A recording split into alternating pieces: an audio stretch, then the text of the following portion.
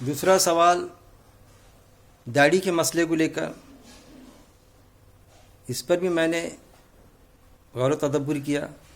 میری اپنی رائے ہے، کئی علماؤں کو میں نے سنا پڑھا بھی، کہ داڑھی اصل میں مرد نے داڑھی رکھنا کوئی اللہ کی طرف سے آدیش یا حکم نہیں ہے. یہ دراصل انبیاء اکرام کی سنت رہی ہے، ان کا طریقہ کار رہا ہے.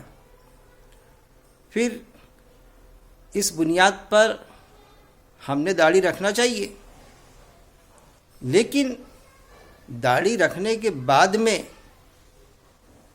اس کی تعداد کتنی ہونا، ایک مشت سے کم داڑھی یا ایک مشت سے زیادہ یا ایک مشت، اس میں کئی رائے ہے علماء حضرات کی. کچھ تو ایک مشت سے زیادہ کا حوالہ دیتے، کچھ یہ کہتے ہیں کہ ایک مشت داڑھی ہونا ہی چاہیے، اور کچھ علماء اکرام اس طرح سے بتاتے کہ ایک مشت سے کم داڑھی حرام ناجائز ہے. سمجھیے، ایک تو داڑھی سنت ہے، طریقہ ہے، فرض نہیں ہے. اور دوسرا، اگر کسی نے کم داڑھی رکھا ایک مشت سے کم، تو سمجھ لیجئے کہ اس کی داڑھی حرام ہو گئی. مطلب کیا ہو گیا؟ وہ نماز کو نمازی کہتے ہیں، زکوٰۃ کو زکاتی کہیں گے، جس نے حج کیا اس کو حاجی کہیں گے، اور جس نے حرام کیا اس کو حرامی کہیں گے. تو کہنے کا مطلب انڈائریکٹلی کہ وہ حرامی ہوا، داڑھی رکھ کے حرامی ہو گیا. تو ان چیزوں سے بچنا چاہیے. پھر کچھ علماؤں کی یہ بھی رائے ہے کہ 40 قدم سے اگر دکھائی دے داڑھی تو سمجھ لینا داڑھی کا حق ادا ہو گیا. پھر چہرے پر داڑھی نظر آئے تو سمجھ لینا داڑھی کا حق ادا ہو گیا. کئی چیزیں ہیں جس پر ہم نے غور کرنا چاہیے. پھر اصل میں انبیاء اکرام نے داڑھی کیوں رکھی، اس پر بھی ہم کو غور کرنے کی ضرورت ہے. کیا وجہ تھی؟ کیونکہ قرآن کی آیت ہے کہ جو مرد ہے وہ عورت کی مشابہت نہ کرے، اور عورت مردوں کی مشابہت نہ کرے، یعنی مردانہ لباس نہ پہنے اور مرد زنانہ لباس نہ پہنے. اس کی ایک اپنی پہچان ہونا چاہیے. لیکن جب داڑھی کوئی جڑ سے صاف کرتا ہے تو آپ نے غور کیا ہوگا، میں تو اکثر دیکھتا کہ وہ سامنے سے بھی آئے، اچھا خاصا باڈی بلڈر ہوتا، اس کا چیسٹ وغیرہ اچھا بالکل ابھرا ہوا رہتا، پہچان میں نہیں آتا لڑکی ہے کہ لڑکا ہے، کیونکہ بال بھی بڑے ہوئے، کبھی کانوں میں بالیاں بھی دکھتے، اس کے کانوں میں بالیاں بھی، بال کا پیچھے سے معمولی چوٹی بھی لگی ہوئی، اس میں ربر لگا ہوا، فیشن نکلی، پہچان میں نہیں آتا. خوبصورت جوان، گورا چٹا، اگر آواز سے بات کیا تو وہاں ہمارے کو احساس ہوتا ہے کہ یہ مرد ہے. تو یہ ایک پہچان ہے اصل میں داڑھی. پھر دوسری داڑھی، کہ داڑھی رکھنے سے نقصان کیا ہے میرے بھائی؟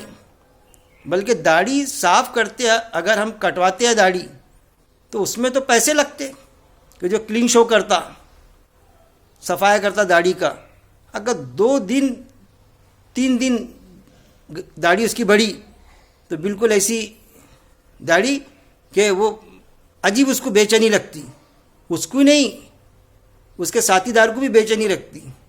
باقاعدہ وہ ایسی ہے کہ وہ جیسی جڑیں جیسی نکلتی، چپتی، وہ اعتراضات آتے اس میں.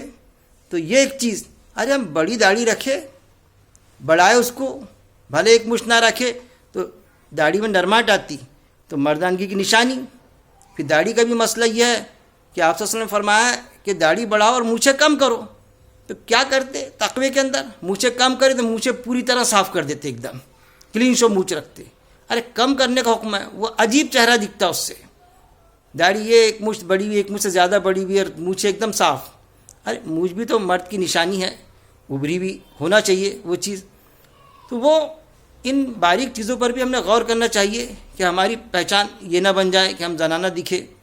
پھر داڑھی کا جو تھی انبیاء اکرام کی سنت رہی، ہم کو کیا بہر ہے؟ داڑھی رکھنے سے کوئی نقصان تھوڑی ہے، فائدہ ہی ہے. داڑھی بڑھائے تو داڑھی نرم رہتی. دوسری چیز، بڑھانے میں پیسے نہیں لگتے.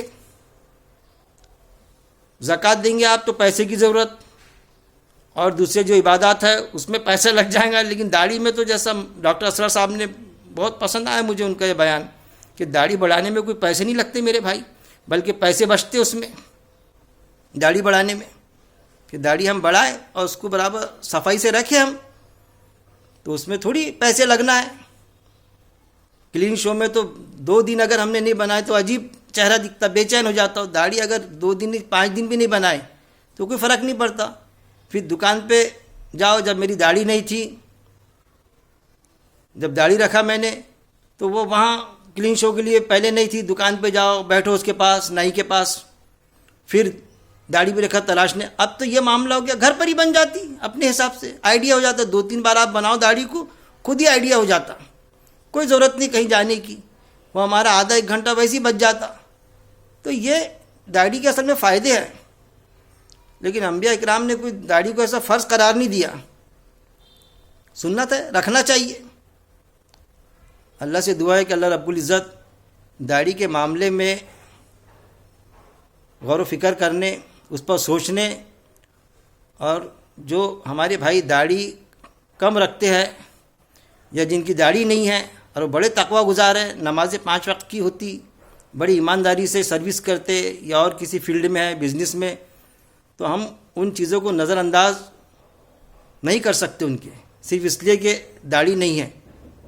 میں نے یہاں تک کہ دیکھا ہماری ناگپور کی مسجد میں کلین شو، جمعے کا خطبہ بولنا چاہیے، مطلب جو بیان خطبے کے پہلے ہوتا، وہ بلاتے ہیں ایکسپرٹ کو، تو باقاعدہ وہ آدھے گھنٹے تک کے بہترین قسم کا بیان دیا انہوں نے۔